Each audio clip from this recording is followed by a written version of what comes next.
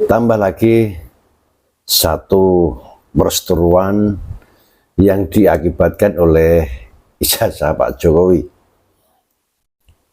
Pura salju semakin menggelinding, semakin besar. Kali ini, kalau kemarin Michael Sinaga melaporkan Andi Aswan dan Irjan, sekarang berbalik arah. Irjan bersama kuasa hukumnya, bersama advokat-advokat NTT dan masyarakat, tokoh-tokoh NTT menggugat balik, melaporkan balik si Michael Sinaga. Seperti apa statement mereka? Kita lihat video yang satu ini. Assalamualaikum warahmatullahi wabarakatuh. Salam sejahtera untuk kita semua di mana saja berada. Om Swastiastu, Namo Buddhaya, salam kebajikan, Rahayu. Perkenalkan, kami para advokat atau pengacara dari Divisi Hukum DPP Forum Pemuda NTT. Bersama kami juga hadir tokoh masyarakat dari NTT yang saat ini berdomisili di Jakarta. Setelah mendapatkan informasi melalui media terkait adanya laporan terhadap saudara kami adik Irsan, akhirnya malam hari ini kami bertemu, kami berdiskusi untuk melakukan konsolidasi.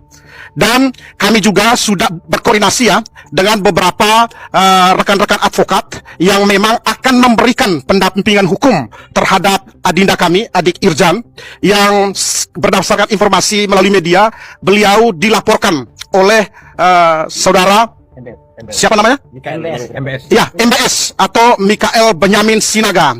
Jadi di dalam forum ini kami juga tadi berkoordinasi ya dengan rekan-rekan advokat dari Pradi Bersatu dan juga dari tim hukum Merah Putih yang juga akan menjadi satu perahu, dan kami akan bergabung dengan tim hukum tersebut untuk memberikan advokasi dan juga pendampingan hukum terhadap saudara kami adik Irsan, salah satu pemilik akun YouTube Mosato TV, yang memang selama ini kami kenal bahwa akun YouTube tersebut sering memberikan edukasi dan juga melakukan penangkalan terhadap hoaks atau informasi yang menyesatkan publik, ataukah informasi-informasi yang tidak memiliki nilai atau tidak berbobot.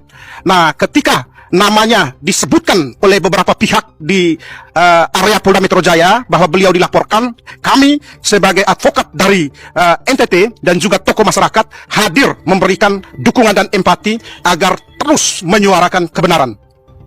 Ada beberapa poin yang perlu kami jawab ya terkait dengan informasi atas dilapornya saudara kami ini. Maka akan kami sampaikan poin yang pertama itu bahwa Irjan hanya melakukan face checking ya, atau pemeriksaan fakta, mengecek kebenaran informasi, bukan menyerang. Karena semua yang disampaikan oleh saudara kami ini berdasarkan pemeriksaan fakta yang sah secara hukum. Kemudian yang kedua, data yang digunakan oleh adinda kami, adik Irsan ini adalah data resmi ya, yang diperoleh dari media itu sendiri, yaitu media Sentana ya, media Aryan Sentana, yang mana di dalam box harian media itu ya, box redaksi itu menulis nama lengkap ya, nama lengkap dari Michael Benyamin Sinaga. Nah, sehingga dari nama itu kemudian dilakukan cek ya, dilakukan cek ke website yang lain lagi, yaitu website dari Dewan Pers, dan di sana tidak ditemukannya nama Michael Benyamin Sinaga sebagai wartawan utama.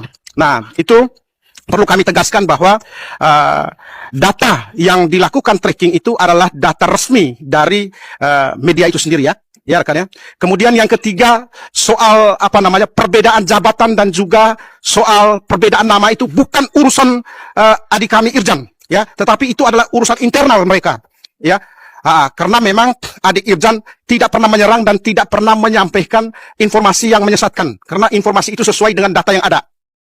Kemudian yang kelima, tujuan daripada adik Irsan ini adalah menyampaikan edukasi ya, melalui akun YouTube-nya dan juga melawan hoax. Sehingga sekali lagi perlu digarisbawahi bahwa tidak ada upaya untuk menyerang seseorang. Kemudian yang terakhir, yang kelima, kami menghormati proses hukum yang berjalan ini. Tetapi proses hukum harus berlaku secara objektif dan juga berdasarkan fakta dan data yang benar. Ya, jadi siap ya untuk melakukan menghadapi proses hukum ini ya. Karena memang sampai sejauh ini ya belum ada panggilan dari pihak kepolisian. Tentu beliau sudah siap ya, sudah siap untuk menghadapi proses hukum itu. Karena apa yang disampaikan oleh rekan kami Irjan ini adalah hal-hal yang benar ya, hal-hal yang sesuai dengan fakta dan data yang diperoleh dari website itu. Mungkin ada tambahan ya dari rekan-rekan yang lain. Baik.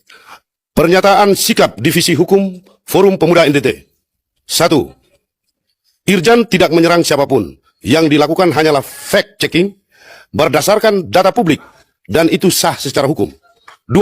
Semua informasi yang disampaikan Irjan bersumber dari website resmi media dan database Dewan Pers, bukan asumsi atau opini pribadi. 3. Perbedaan jabatan dan penulisan nama dalam struktur redaksi adalah urusan internal media, bukan tanggung jawab Irjan.